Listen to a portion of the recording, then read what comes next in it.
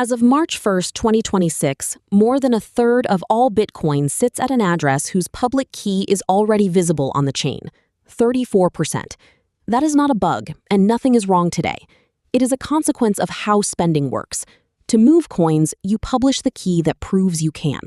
A machine that could derive a private key from a public one does not exist yet. If it ever does, those coins are the ones it reaches first. Two proposals now sit in front of the Bitcoin developer community. Neither of them is painless, and that is the whole story. Start with the address side, because it is the less contested half. The first proposal introduces a new address type built on a signature scheme that a quantum computer is not known to break. It also changes the exposure pattern. The key stays off the chain until the moment you spend, which shrinks the window in which a future attacker has anything to work with. That proposal reached testnet through a commercial implementer earlier this year. Now, notice what it does not do. It gives new coins somewhere safe to go. It does nothing at all for coins already sitting behind an exposed key, and by definition, that is the set most at risk. You cannot move someone else's coins to safety. Only the owner can. And a large share of that 34% belongs to people who are not coming back. So the second proposal takes the other route. Its title is a plain description of what it does, a migration and a sunset for the old signatures. It runs in phases, and the phases are the argument. The first phase begins about 3 years after the new address type activates. From that point, no new coins can be sent to the vulnerable address types. Spending out of them still works. It is a one-way valve. The exposed set can only shrink. The second phase lands 2 years after that. At that point, the old signatures stop being valid at the consensus layer.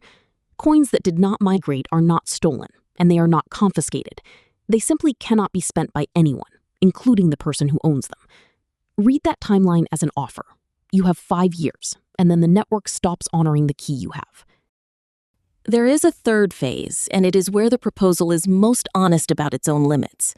It would let a legitimate owner recover frozen coins by proving, with a zero-knowledge proof, that they know the seed phrase behind the address, without revealing the key that the freeze exists to protect. If that works, the freeze becomes a lock rather than a deletion.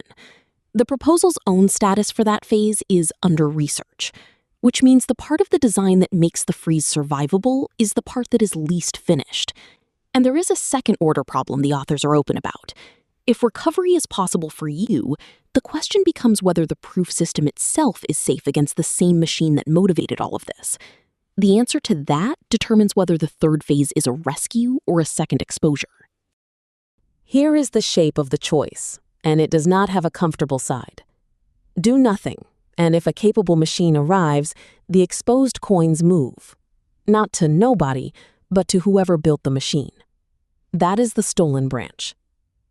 Sunset the old signatures, and those sane coins stop moving at all, including for the people who legitimately own them. That is the frozen branch. Every argument in this debate is an argument about which of those two you prefer, dressed up as a technical dispute. There is no third branch where the coins are simply fine. One of the authors framed the incentive plainly. Coins that go dark make everyone else's stake worth marginally more, while coins recovered by an attacker do the opposite. That is a real asymmetry, and it is also why the debate is not converging. It asks the safe majority to vote on the fate of a minority who cannot vote back. Neither proposal has consensus today. What is worth tracking is not the algorithm choice. It is whether the network can agree on a deadline at all.